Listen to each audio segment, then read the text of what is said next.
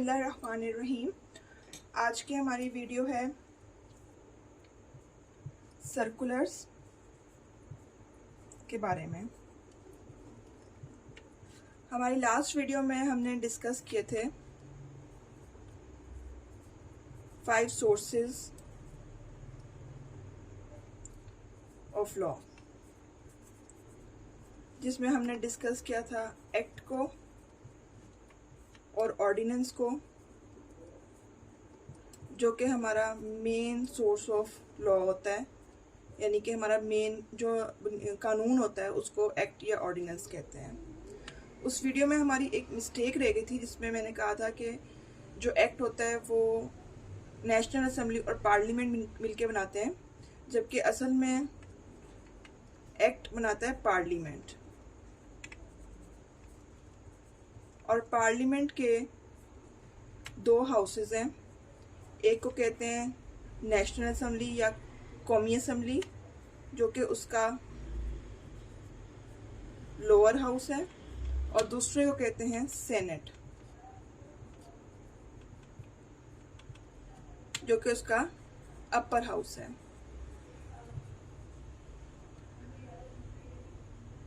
जो फाइनेंस से रिलेटेड सारे एक्ट होते हैं वो नेशनल असेंबली बनाती है। इसके बाद हम अपनी आज की वीडियो पे आते हैं सर्कुलर पे। सर्कुलर क्या होता है? सर्कुलर होती है वजाहत, जिसको हम क्लैरिफिकेशन भी कहते हैं।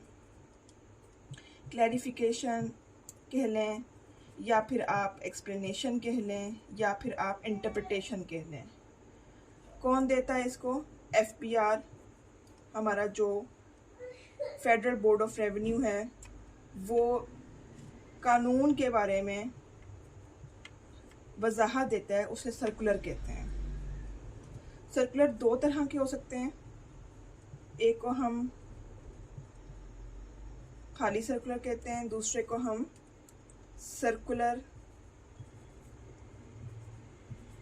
लेटर कहते हैं। जो सर्कुलर जेनेरिक होता है, यानी कि वो आम टैक्स पेयर के बारे में, किसी ऐसे कानून के बारे में हो, ऐसे किसी कानून की ऐसी प्रोविजन के बारे में हो जो तमाम किस्म के या तमाम टैक्स पेयर पे लागू होता हो, उसे जेनेरिक सर्कुलर कहते हैं। ये आमतौर पे पब्लिकली अवेलेबल होते हैं। हमारी FBR की वेबसाइट पे तमाम सर्कुलर डेट वाइज अवेलेबल हैं, जहाँ से हम इनको डाउनलोड कर सकते हैं। सर्कुलर लेटर जो होता है वो किसी मखसूस टैक्स पेयर को या फिर किसी ख़ास सेक्टर से रिलेटेड होता है, जो कि उन्हीं को डायरेक्टली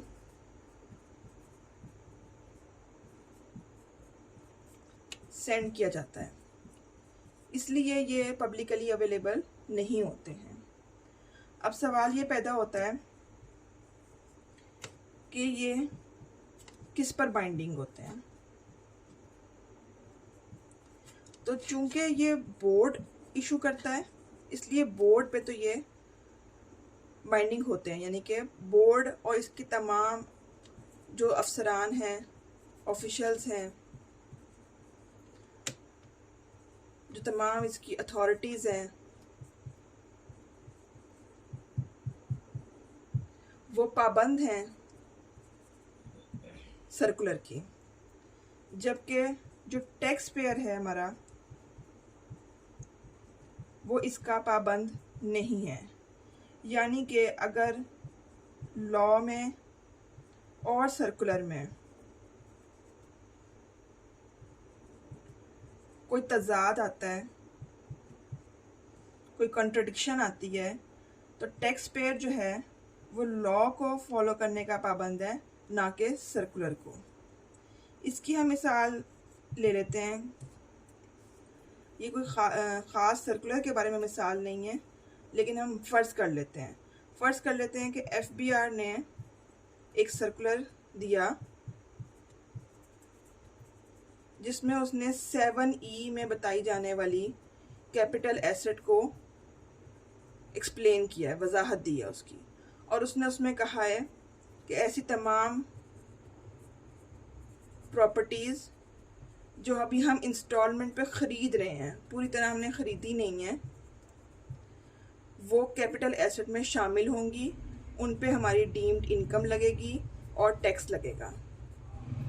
जबकि टैक्स पेयर की ये इंटरप्रिटेशन है, ये उसकी समझ है कि लॉ में जो डेफिनेशन है कैपिटल एसेट की और 7E की,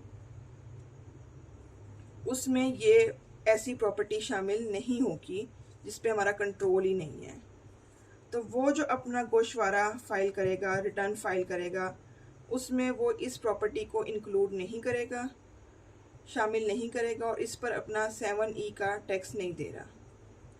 अब जब ऐसी कोई भी सिचुएशन होगी जिसमें आप अपनी रिटर्न लॉ के मुताबिक जमा करवा दें, ना कि सर्कुलर के मुताबिक, तो FBR चूँकि सर्कुलर का पाबंद होता है, वो ऐसा मुमकिन है कि वो फ्यूचर में कभी आपकी रिटर्न की अमेंडेड असेसमेंट दे दे अपने सर्कुलर की बेस पे।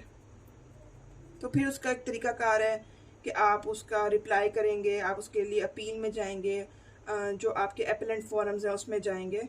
वो एक डिटेल डिस्कशन है जब अपनी आइंदा आने वाली वीडियोस में करेंगे।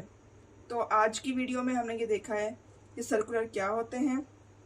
सर्कुलर होते हैं FBR की क्लैरिफिकेशन, वजाहत, कानून के बारे में। दो तरह के होते हैं।